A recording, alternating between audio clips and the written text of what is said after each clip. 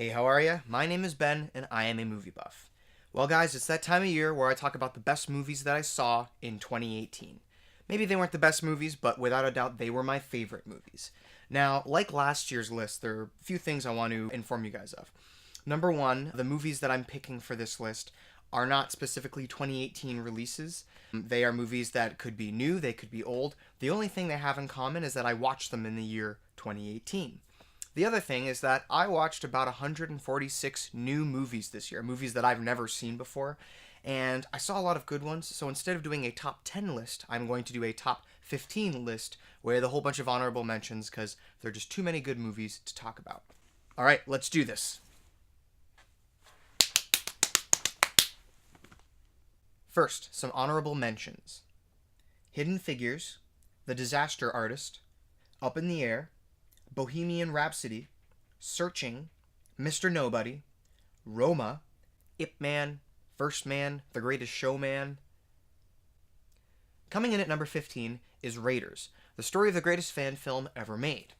This group of kids went to go see Raiders of the Lost Ark in 1981, and they loved it so much that they wanted to recreate the film shot for shot. They worked on this as they were kids, as they were teenagers, and they got most of the film done, but life got in the way, and then as adults, they come back together again to finish the last scene of the movie, a scene that they didn't get around to when they were younger, and the documentary focuses on them trying to finish their fan film.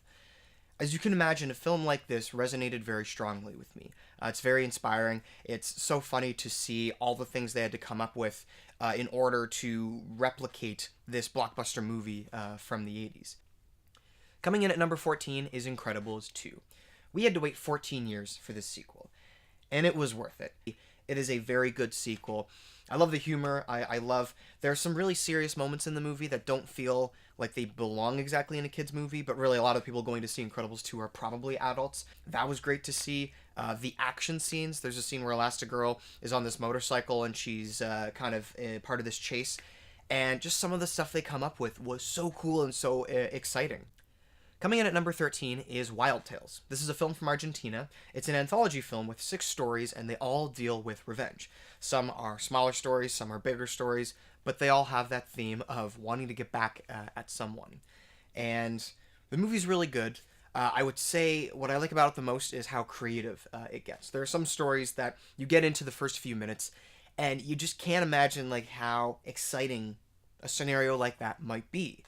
And then you get proven wrong because it gets really interesting and exciting, and there are lots of twists and turns. And I would have to say that the final story that takes place on the night of a bride's wedding reception, she hears this terrible news, and we just see how it affects her evening. That was my favorite installment, without a doubt. That was the one that I had no bloody idea where it was going or how it was going to end, but I was so satisfied by the end. They captured the idea so perfectly. Coming in at number 12 is Avengers Infinity War. As I said in my summer reviews earlier this year, I think the movie is very well structured. I really like Thanos in it. I love the way it ends on this big cliffhanger where we just have no idea what's going to happen in Avengers Endgame. So that's really exciting. And yeah, the Russo brothers, they continue to outdo themselves. So very excited for what you guys have in store for us next year. Coming in at number 11 is Swiss Army Man. This is quite possibly one of the strangest movies I've ever seen. But that doesn't mean it's bad. It's very emotional, it's very meaningful. You definitely get the sense that the movie is not just trying to be weird for the sake of being weird, that there's actually a point that they're trying to get at, that there's actually something really cool in the story that they get to about this question of what does it mean to be human, what does it mean to love another human. And it feels very unique because of how strange it is, but also how meaningful it is. Coming in at number 10 is Mission Impossible Fallout. You'd think after a franchise like Mission Impossible has had 5 movies with all sorts of stunts and action and crazy scenes, you'd think that they might start getting tired now and, like, really, what can they do to impress audiences? Well, there's a lot, actually, as I realized. The movie is really good, quite possibly one of the best action movies I've seen in a long time. The action is great, the stunts are great. Tom Cruise is just, he's really proving himself to be the American Jackie Chan. Coming in at number 9 is 3 Billboards Outside Ebbing, Missouri. I like the idea of this movie. I think it's really cool that you have this woman that is trying to pick a fight, but really she's also just trying to find justice. The performances are really good, especially Frances McDormand, Woody Harrelson, and Sam Rockwell. I also like how unpredictable the movie is. There were a few points genuinely in the movie where you're watching the scene, you think you know what's going to happen, and then something else happens, but it still makes sense. It still makes sense for the character and for the story, so I found that really cool to see. Coming in at number 8 is I, Tonya. This comes to us from the same director as Lars and the Real Girl, which I really, really like Lars and the Real Girl, and if you haven't seen it, you should watch Lars and the Real Girl. But I, Tonya, the cool thing about it, on top of it just having a great soundtrack, there's a song by Supertramp in the movie, and I love Supertramp. Great performances. I also love the contrast between the fact that ice skating should be such a beautiful, graceful sport, and yet the movie takes such a rough around the edges approach to it because of all the characters swearing and and there's violence and there's it can be rough at times, but the movie is still always entertaining, always engaging. The performances are all good, especially Allison Janney as the despicable mother.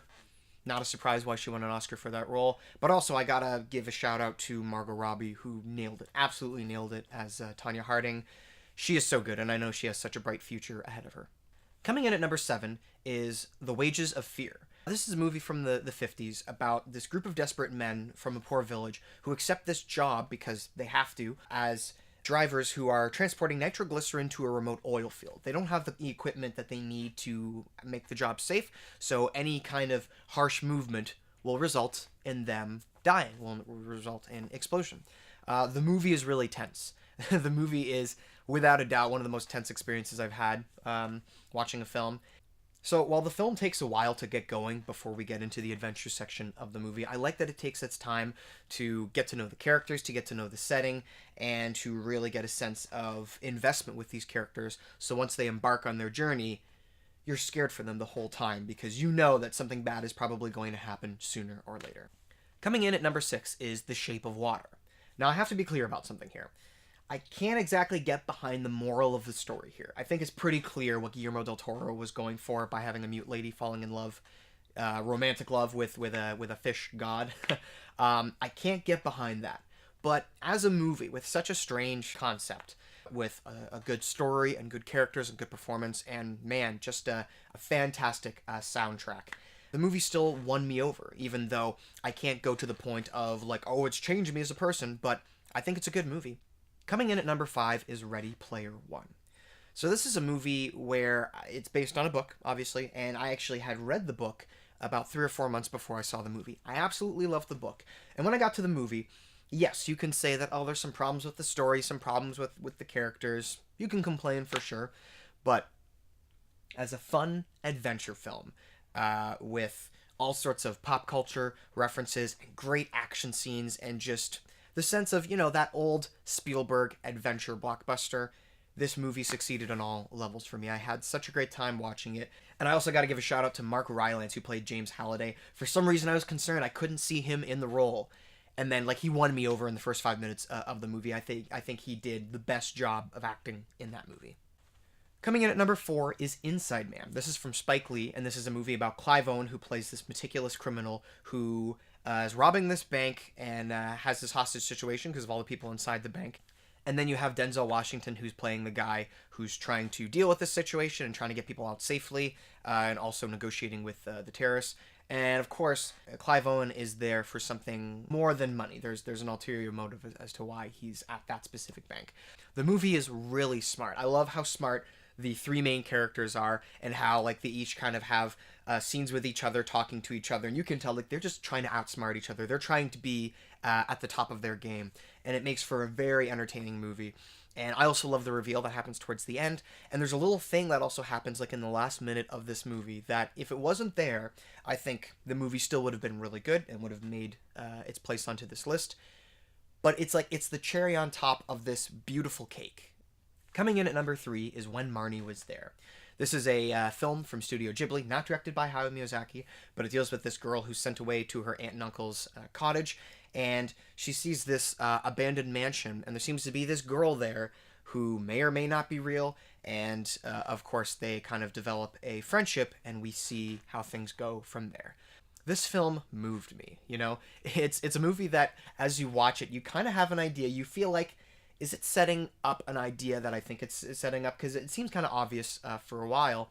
And then when you get to the end and you come to the reveal of what's actually going on, it's just something that you'd never expect.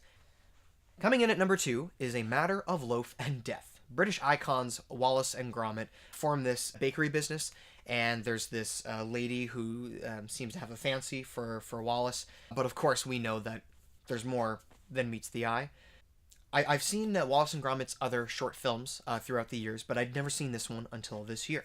And I gotta say, the story and characters, you know, fairly basic in the sense that they're kind of predictable. You kind of know where things are going. But what I love about this movie is how bloody creative it is. There are scenes in this movie, you know, whether it be of action or of humor, that I've just never seen anywhere else. I think they just have so many great ideas about, like, here's this basic scenario that everyone's seen a million times before. But what if we twisted it this way? I don't think I've seen that before. And when the audience sees it, I know I just had a great time watching it. And coming in at number 1 is A Quiet Place. When I saw this movie earlier this year in April with my wife, we both really liked it. I thought there were so many great things about it. I loved the idea. I loved the execution. I loved the attention to detail. It was all so great. And when I put it into my best of list for this year, I think I started it off at 5 or 6. But then I watched the movie again. And then I just felt the film growing on me more and more. And it kept on getting dropped down. And finally I realized this was my favorite movie of the year. And also, I think it's currently the best movie that I've seen of any of the 2018 releases. If you want to hear more of my thoughts on the movie, I did do a review for this movie earlier this year, so you can give that a watch. Kind of like Inside Man, there's a brief thing that happens at the end of this movie, like literally in the last 10 seconds of the film. And if it wasn't in there, the movie still would be awesome. But the fact that they included this moment, it just makes me want more. And I can't wait to see what they do for the Quiet Place sequel. I can't wait to see what John Krasinski does with other films that he might be a part of. So there you go, guys. A Quiet Place is my favorite film of 2018. So that's all that I have for you guys today. Please let me know what some of your favorite movies were of this year in the comments below. Like and share this video. Subscribe if you haven't already. And I'll see you in the next one. All right, guys. Let's do this. Bam. Are we allowed to say bam? No, we're not allowed to say the word bam. Okay, Bam. let's try this. Wait, you got some. Okay, guys, stop. All right, guys, let's do this. Oh. Bam. Okay, guys. I saw a big hair on. I'm sorry. Okay, guys. Did it scare you, Paul? Stop the jokes. We'll be done in 2 minutes if we all just work together and Yes, focus here, for your okay? information, I did. Okay, let's try again when Paul's not slapping my shoulder. Okay, that was a terrible one, anyways. Yeah, so No Paul shoulder went slapping. too. Well, And Paul went too soon. Oh, it's all Paul. Excuse me. After. Okay, if everyone's good at being silent, let's do This this. is actually this is real. It's not a joke. Yes. If we all did, or did some type of sound together, I think we would all be on the same page. We're gonna try one more where it's quiet, and then we will try one where we go, huh. If we can all do a quiet one, I will do that one. No, I want to see the comparison too. I'm with you. All right, quiet, guys. Shh. Quiet. All right, let's do this. Bam! Okay. I say we all do the same thing because now it's just crazy. Everyone do. Okay, everyone. Okay. Okay, 3, 2, 1. All right, let's do this. Okay, that's not cool. Bam.